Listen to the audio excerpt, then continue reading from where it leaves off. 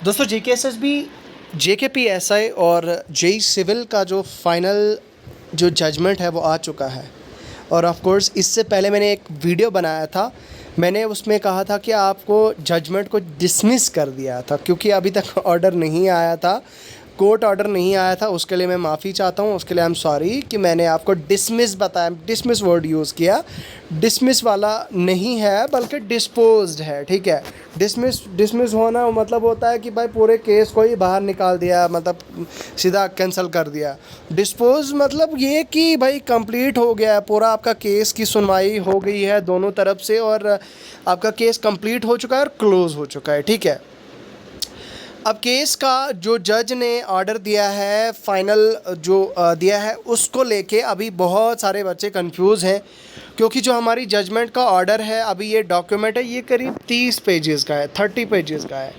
और इस 30 पेजेस में आई एम श्योर आप में से 80-90% लोगों को कुछ भी समझ नहीं आया होगा। स्टार्टिंग के पेजेस जो आपने पढ़े होंगे कि भाई पूरा प्रोसेस जो लिखा है, पूरी सारी चीज़ें क्या बताई हैं, खैर वो सारी चीज़ों का आज मैं आपको बताऊंगा कि और ये चीज़ भी जो है वो मैं बताऊंगा कि भाई आगे का क्या प्रोसेस होगा, इसमें सारी चीज़ें मैं बताऊंगा। लेकिन उससे पहले मैं चाहूँगा कि अगर आप इस चैनल पे पहली बार आएँ तो चैनल को सब्सक्राइब कर दो यार।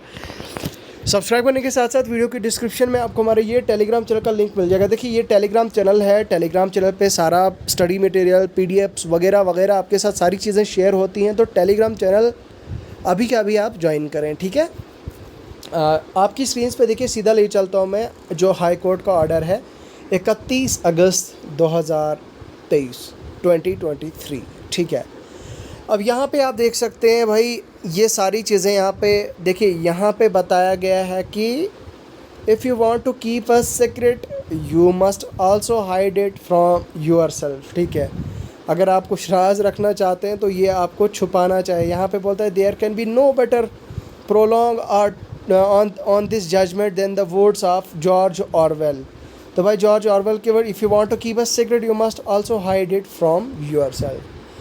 खैर इसमें तो सारी चीज़ें बताई गई हैं कि भाई 40 एस्पिरेंट थे जिन्होंने पिटीशन फाइल की थी, ये सारी डिटेल्स बताई गई हैं, सारी चीज़ें क्या क्या हुई अभी तक, क्या हुआ इसमें, वो सारी डेप्थ में ये आपने पढ़ भी लिया होगा। और आई एम श्योर मुझे भी कुछ चीज़ें समझ नहीं आए, लेकिन जो काम की चीज़ें हैं वो मैं आपको बताता हूँ। यहाँ पे आप देख सकते हैं, यहाँ पे आप देखिए सबसे पहले आपकी स्क्रीन्स पे, since the government has already address the apprehensions alleged by the petitioners by constituting the review committee, ठीक है।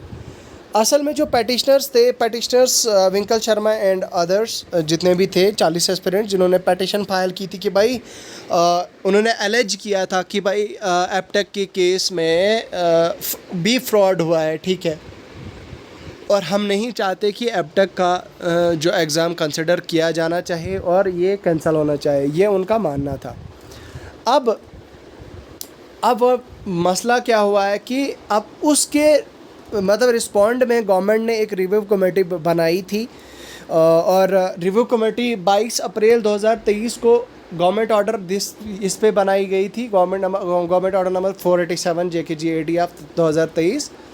तो इस पे वो रिव्यू कमेटी बनाई गई थी और उस रिव्यू कमेटी को ये जिम्मेदारी सौंपी गई थी कि भाई आप देखो, ठीक है, अगर ये पटिशनर्स हैं, अगर ये बोलते हैं कि भाई इसमें फ्रॉड हुआ है, तो घोटाला हुआ है या कुछ भी हुआ है, तो आप इस चीज़ में देखिए और देखने के बाद आप अपनी रिपोर्ट सबमिट कीजिए। और लेकिन बात क्या है कि वो रिपोर्ट अभी तक सबमिट नहीं हुई है, ठीक है। अब यहाँ पे हाई कोर्ट का जो ऑर्डर है वो बताया जा रहा है कि भाई review committee by the government, ये बताया जा रहा है कि अब रिव्यू कमेटी को बताया जा रहा है कि भाई 10 दिन के अंदर अंदर जो आपने रिपोर्ट है वो आपको सबमिट करनी होगी।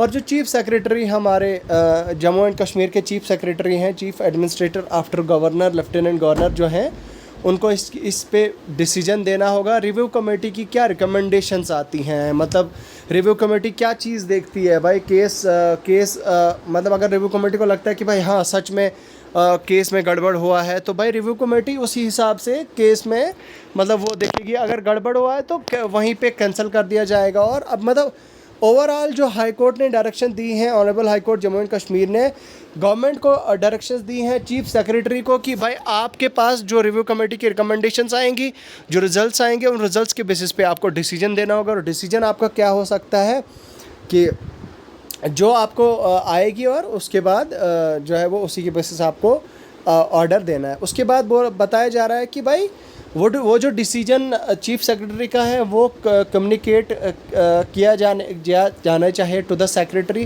ठीक है, JKSSB सेक्रेटरी को ये जाना चाहे in accordance with the decision taken by the government, ठीक है। उसके बाद अब ये चीज़ भी बताई जा रही कि भाई फाइनल डिसीजन अभी नहीं आया है, गवर्नमेंट ने अभी कोई फाइनल डिसीजन नहीं लिया है। JKSSB को डायरेक्शंस दी जाती हैं कि अभी वो प्रोसीड ना करें, सिलेक्शन प्रोसेस में आगे ना बढ़े, ठीक है। तो ये चीज़ें सारी बताई गई हैं इस पूरे ऑर्डर में। तो इसका मतलब ये हुआ कि भाई गवर्नमेंट को डायरेक्शंस मिली हैं, चीफ सेक्रेटरी, हमारे जो चीफ सेक्रेटरी साहब जम्मू एंड कश्मीर के हैं, उनको बताया गया है कि भाई अब आपको 10 दिन के अंदर अंदर डिसीजन देना है। अब ऐसा नहीं है कि भाई महीने तक ऐसे जाएगा, नेक्स्ट हियरिंग वगैरह, ऐसा कुछ भी नहीं होने वाला है। अब डायरेक्ट 10 दिन के अंदर अंदर जो रिव्यू कमेटी है वो देखेगी, वो अपना ड्राफ्ट सबमिट करेगी और उसके बेसिस पे गवर्नमेंट खुद डिसीजन लेगी, खुद ऑर्डर लेगी कि आप एग्ज़ाम्स को कंडक्ट करेंगे या नहीं करेंगे, आपके एग्ज़ाम्स में क्या फ़्रॉड सच में हुआ था या नहीं हुआ था, उसी के बेसिस पे आपका डिसीजन लिया जाएगा। फाइनल सिलेक्शन लिस्ट अगर मान लो कि फ्रॉड नहीं हुआ है तो भाई JKPSI JEE सिविल का रिज़ल्ट बहुत जल्द हमें देखने को मिलेगा। और उसके साथ में ही JKPSI का PET यानी फ़िज़िकल एफिशिएंसी टेस्ट, रनिंग वगैरह वो सारी चीज़ें हो जाएंगी और आगे का जो फर्दर प्रोसेस है वो JKSSB करेगी, ठीक है। तो बस यही है दोस्तों कि 10 दिन के अंदर अंदर अब हमें वेट करना होगा कि जो कमेटी है वो क्या रिपोर्ट सबमिट करती है, तो उसी के बेसिस पे ये चीज़ देखा जाएगा। अब बहुत सारे लोग प्रिज्यूम कर रहे हैं कि भाई नहीं, अब तो फाइनल डिसीजन आ ही चुका है, अब तो JKSSB के फेवर में ये रिज़ल्ट गया है।